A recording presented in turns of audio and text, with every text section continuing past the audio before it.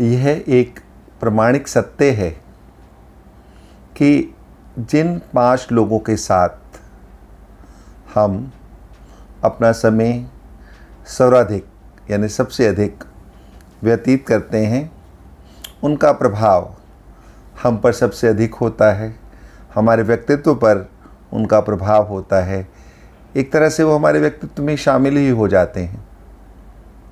तो आइए देखें कि वो 5 लोग कौन हैं। तो आप मेरे साथ गिनिए। पहला, आपकी चॉइस। दूसरा, तीसरा, चौथा और 5वां। आपने गिन लिए 5 लोग। अब बताइए, क्या इसमें परमपिता परमेश्वर शामिल हैं? और दूसरे, क्या आप स्वयं इसमें शामिल हैं? यदि नहीं तो आपको तो शामिल होना है, परमात्मा को भी शामिल करना है। तो बाकी 3 लोगों का बचा आपके पास चुनाव, इसलिए किन्हीं 2 को आपको इनमें से हटाना होगा।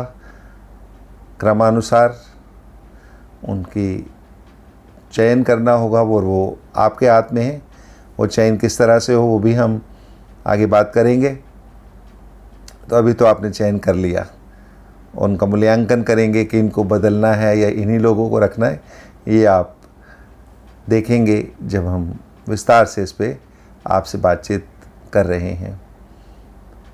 अब हमने ये तो निर्धारित कर लिया कि हम किन 5 लोगों के साथ अपना अत्यधिक समय व्यतीत करेंगे।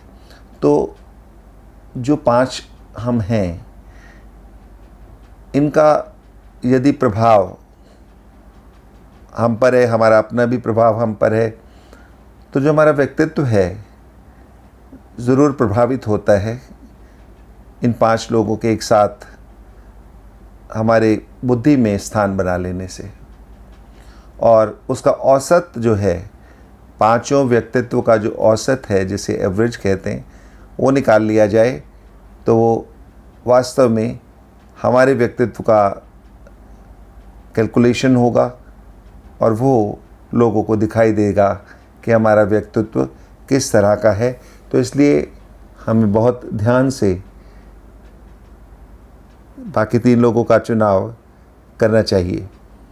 अच्छा, अब ये जो 5 हैं, इनको साथ साथ चलना है, लेकिन कोई बंदिश नहीं है कि बाकी 3 को आप बदल नहीं सकते, क्योंकि चुनाव के वक्त हो सकता है वे आपके मूल्यांकन में सही बैठते हों, लेकिन धीरे धीरे जब आप और समझदारी से इन बातों को समझना शुरू करेंगे कि हमारे अपने व्यक्तित्व में किस तरह का बदलाव चाहिए, तो हम उन व्यक्तियों को, क्योंकि औसत व्यक्तित्व तो उन 5 से मिलकर बनना है, तो आपको उन 3 में से फिर से कभी भी बदलाव करने की छूट रहेगी।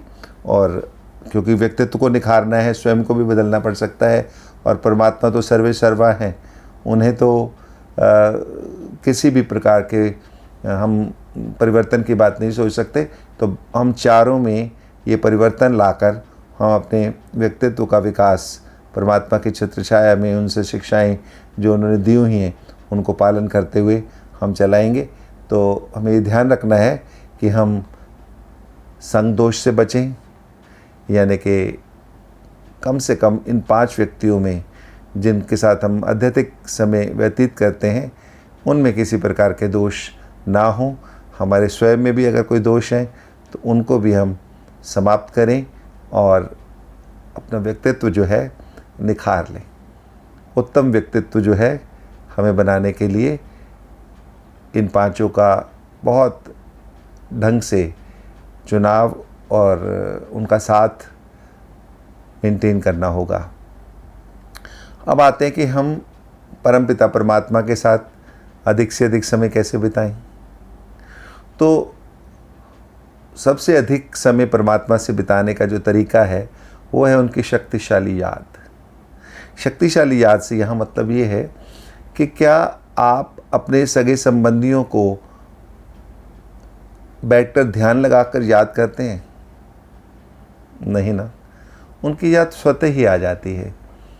कोई भी कारण हो सकते हैं, कोई आपके संबंध इस तरह के हो सकते हैं कि आपको उनकी और उनको आपकी आवश्यकता पड़ती रहती है, तो रोज़ बरोज़ इसलिए उनकी याद बनी रहती है। तो आवश्यकता क्या परमात्मा की नहीं है? हमें सबसे अधिक आवश्यकता हमें उनके साथ रहने की है। तो शक्तिशाली याद परमात्मा की बनाए रखने के लिए हम सदैव उनको अपने साथ समझें। कोई भी काम शुरू करते वक्त या फिर काम करते करते ध्यान रखें कि हम तो निमित्त मात्र हैं, करण करावनहार हमसे करा रहा है। तो जब काम करने के दौरान ये बात हमारे मन में चलती रहेगी कि हम काम कर रहे हैं, करण करावन करा रहा है, बाकी लोग सहयोगी हैं, और इस तरह से परमात्मा भी उन्हीं में शामिल हो जाएंगे जिन्हें हमें याद करना नहीं पड़ता, बल्कि वो याद रहते हैं। तो इस तरह से जो है हम उस तरह परमात्मा को अपने मन में बसा लें। और कोई भी कार्य जब हमने कहा कि हम करण करावन हार के निमित्त बनकर कर रहे हैं, तो हमें कार्य को बहुत ही हल्का महसूस करेंगे। हम उसको ड्यूटी ना समझ के सेवा समझें, हम उसको कार्यभार ना समझ के खेल समझें। जिस तरह से हम सृष्टि पर अपना, इस रंगमंच पर अपना पार्ट निभा रहे हैं, और वो खेल ही तो होता है ना कि खेल पाल में सब कुछ दृश्य चलते रहते हैं और हम देखते रहते हैं और आगे बढ़ते रहते हैं। तो उसी तरह से जीवन में कार्य को भी हम ये मान के चलें कि हम अपना अभिनय कर रहे हैं इस रंगमंच पर, तो वो खेल लगेगा और बहुत हल्का लगेगा और हम खुशी खुशी उसे पूरा करेंगे। बल्कि मैं तो कहूँगा कि हमारी गति भी जब परमात्मा को संग रख के हम काम करते हैं तो बढ़ जाती है। करके देखिए, और फिर हल्का लगता है, मन हल्का रहता है, परमात्मा का साथ रहता है, लोग आप पर विश्वास करते हैं। जब देखते हैं कि आपकी कार्यशैली जो है इतनी अच्छी है कि उसको वो पसंद करते हैं, तो आपके साथ जुड़ते चले जाते हैं। तो परमात्मा के साथ संग रहते हुए हम जब हर काम को करेंगे, तो हमें जो कोई भी हमारी स्थिति हो या सामने दूसरे लोगों की कोई परिस्थिति हो, जो लोग हमसे जुड़े हुए हैं, तो उसका प्रभाव हम पर बहुत ज़्यादा नहीं पड़ेगा और हम प्रभावित रहेंगे इन्हीं 5 लोगों से जिनके साथ हमने अपना सर्वाधिक समय व्यतीत करना है। ये तो हुआ परमात्मा के साथ किस तरह से हम याद बनाए रखें। हर वक्त कर्मयोगी बनकर कार्य करेंगे तो हमारा परमात्मा का साथ बना रहेगा। दूसरे, अब अपने स्वयं के साथ हमें किस तरह के संबंध मेंटेन करने, किस तरह से अपने आप को अपने से जोड़े रखना है। जब हम अधिक से अधिक समय परमात्मा के साथ लगाएंगे तो पक्की बात है कि आप स्वयं के साथ भी जुड़ते चले जाएंगे, और स्वयं के साथ ये जो हमारा जुड़ाव है वो हमें अंतर्मुखी बना देता है। यानी कि बाह्य मुखता काफ़ी कम हो जाती है, क्योंकि जब हम एक लेकर चलते हैं कि मुझे अपने साथ, परमात्मा के साथ और बाकी चुने हुए लोगों के साथ ही अधिकांश समय बिताना है, तो पक्की बात है कि हमारा अपने साथ बिताया जाने वाला समय बढ़ जाता है। और उस वक्त हम अपने साथ बात करते करते ज़रूर, क्योंकि सबसे पहला साथी हमारा परमात्मा है, तो उनसे भी बात करते रहेंगे और अपने साथ भी बात करते रहेंगे। और हमारा प्रभाव की जो बात है हमने पहले ही करी कि लोगों पर पड़ेगा, लेकिन हम प्रभावित नहीं होंगे, क्योंकि हम जो कार्य करेंगे उसको ये मान के कर रहे हैं कि निमित्त होकर कर रहे हैं। तो हमें कोई प्रभाव नहीं पड़ता कि दूसरा हमारे से कितना अधिक उच्च श्रेणी का व्यक्ति है, क्योंकि हम तो स्वयं उच्च श्रेणी बनने की कोशिश कर रहे हैं। और अगर हम औरों से अपने को ऊंचा उठा लें तो ये प्रभाव निश्चित रूप से समाप्त हो जाएगा कि कोई दूसरा कैसा है। और धीरे धीरे आपसे अधिक श्रेष्ठ लोग जो आपके आसपास होंगे, हो सकता है उन तीनों में ही हो, तो आप पर भी प्रभाव नहीं पड़ेगा कि ये तो मेरे से अधिक श्रेष्ठ हैं, नहीं, आप और श्रेष्ठ बनने की कोशिश करेंगे और हम ये पांचों का जो ग्रुप बन गया है वो श्रेष्ठतम होता चला जाएगा और हमें एक दूसरे के साथ कोई ईर्ष्या भाव नहीं रहेगा, बल्कि सुखद अनुभव होगा कि हमारे साथ इन लोगों का साथ है और उसका प्रभाव हम पर पड़ भी रहा है तो सकारात्मक है।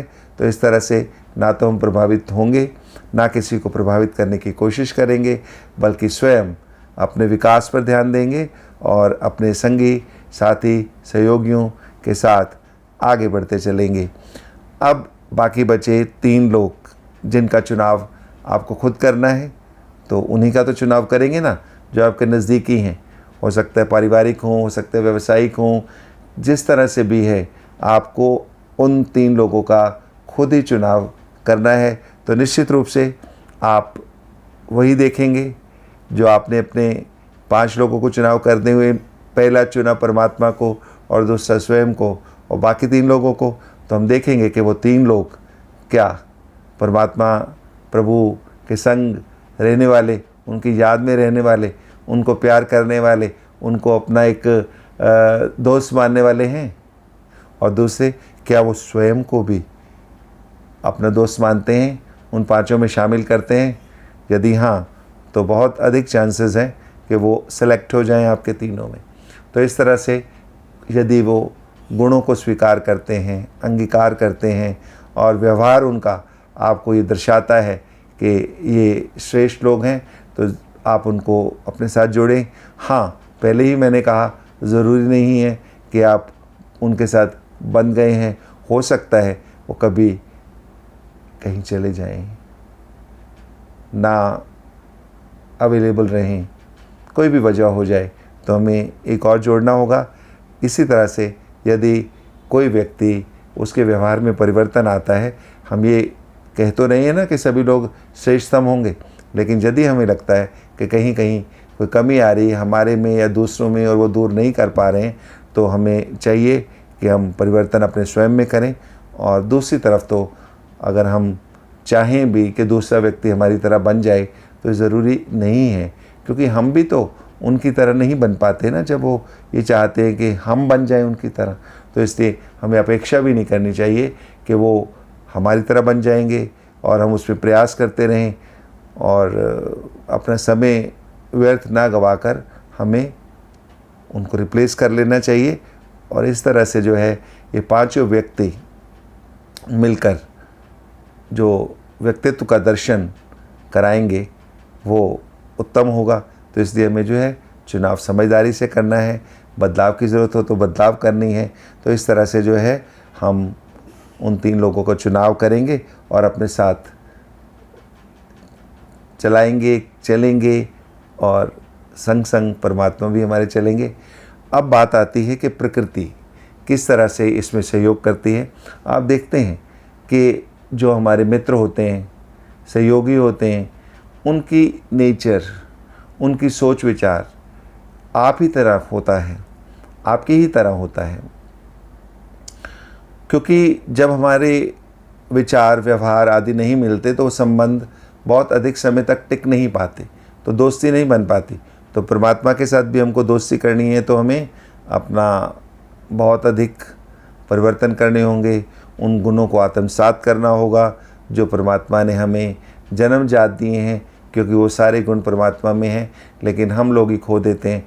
तो हमें उन्हें मेंटेन करना है ताकि दोस्ती बनी रहे परमात्मा के साथ और बाकी लोगों के साथ भी। तो इस तरह से जो प्रकृति भी है, हम उन लोगों से ही मेल जोल बढ़ाते हैं या वो हमारे नज़दीक आते हैं, या दूसरे लोग अपने आप छिटक जाते हैं जिनको हमारे साथ पसंद नहीं होता, क्योंकि उनकी अपने कार्यशैली है, व्यवहार शैली है, तो वो उस पर चलते हैं। तो प्रकृति का भी हमें धन्यवाद देना चाहिए कि हमें वो किस तरह से जोड़े रखती है उन लोगों से जिनका हमारे साथ संबंध बना रहना चाहिए। तो ये चुनाव हमारे हाथ में है कि किन 3 लोगों को हम चुनेंगे। तो अब आपने यदि मुझे भी चुना है तो सब्सक्राइब कर लिया होगा, और अगर भी चुनना है तो सब्सक्राइब कर लेंगे। सब्सक्राइब नीचे लिखा हुआ है, उसको प्रेस करते ही उसमें डी लग जाएगा, सब्सक्राइब्ड हो जाएगा, और फिर शेयर और लाइक करेंगे तो और भी अच्छा। और जो बेल है उसको प्रेस करके आप ये बता रहे हैं हमें कि जब भी कोई नई वीडियो आए तो आपको उसकी सूचना उसके जारी होते ही मिल जाए, तो ऐसा होगा और हम आगे बढ़ेंगे। फिर मिलेंगे एक और विषय के साथ इसी चैनल पर, जिसका नाम है दिल से सुने जा। नमस्कार, धन्यवाद, ओम शांति।